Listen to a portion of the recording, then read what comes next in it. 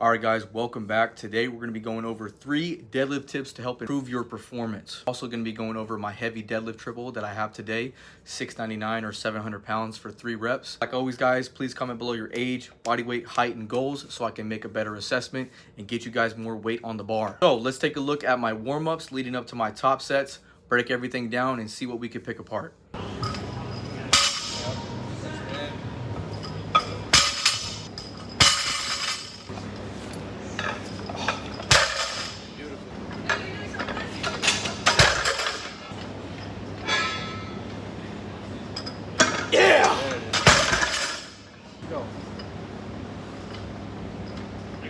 Yo, fuck yeah!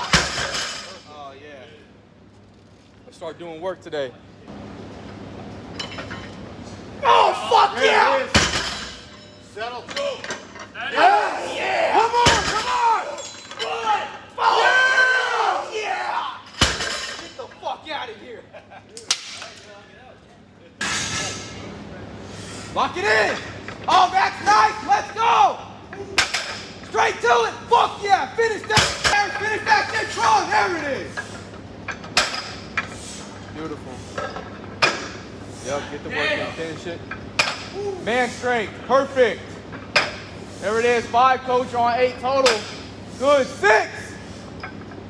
Come on, perfect. Get that 10 total. I'll take it. How you feeling, coach? Exhausted. Yes, sir. Keep your tension in your quads. Oh, there it is. Got it? I got it. I'm going, kid. I'm gonna get going. Yeah. 3 more.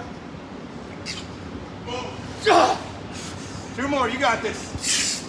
Last one. Fuck yeah, come on. Big air. You got it. Go.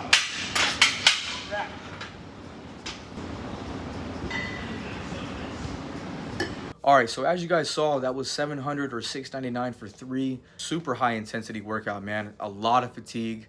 I'm super beat up this block. I'm currently doing triples, so I've been doing triples the past 3 weeks. I'm super beat up. Big win for me to end with 700 for 3. Now let's break down the video. Let's break down my technique, see what we can pick apart. With the first rep, absolutely flawless. My hip height is good. My positioning is good. My chest is very upright. My chest is aligned with the bar. I'm being patient, pressing through my feet, spreading the quads. I mean, everything is technically perfect. So as a first rep, excellent. With the second rep, we were kind of running into a little bit of an issue. So I rushed the wedge, or I basically rushed the pull. And when you start deadlifting, especially on a deadlift bar, so a kabuki or a Texas deadlift bar, you cannot rush your positioning. You have to be very, very patient, especially as a sumo puller. Now, the third and final rep, kind of cleaned it up again, still rushed it a little bit more than I would like, but lockout was fine, positioning was pretty good, and we got our solid triple. You guys are doing your compound movements. Make sure you guys are complementing them with your accessories. You don't have to train to the intensity that I do. I mean, this is just what my body, this is where my threshold is. Make sure your guys' accessories is complementing your compounds. Once you do your deadlifts, make sure you get your RDLs, make sure you get some back work, right? Once you do your bench press, make sure you're getting some incline, some OHP, whatever you feel comfortable with, just make sure you're getting your accessories. Now, let's go over 3 tips that are gonna help improve your deadlift. Number 1 is positioning.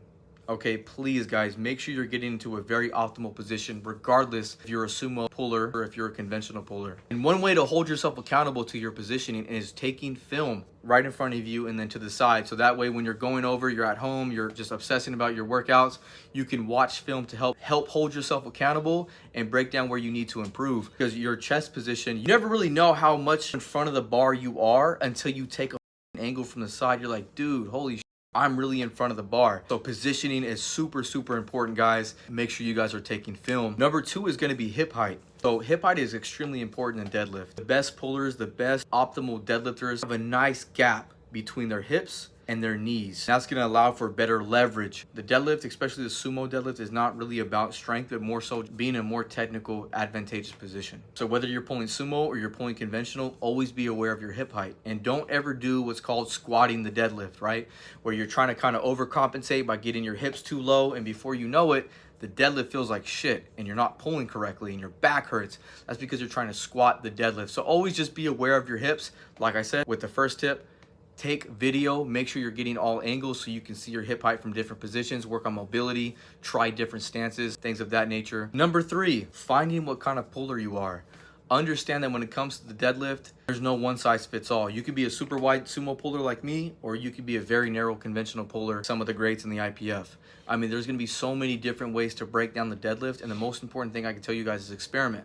Do weight that feels comfortable for you, right? Do weight that feels comfortable, and just experiment around until you find something where you're like, damn, that feels good. Just because you see someone pulling sumo and it looks super nice and it looks like it's super easy, that's their body type and that's the way they pull.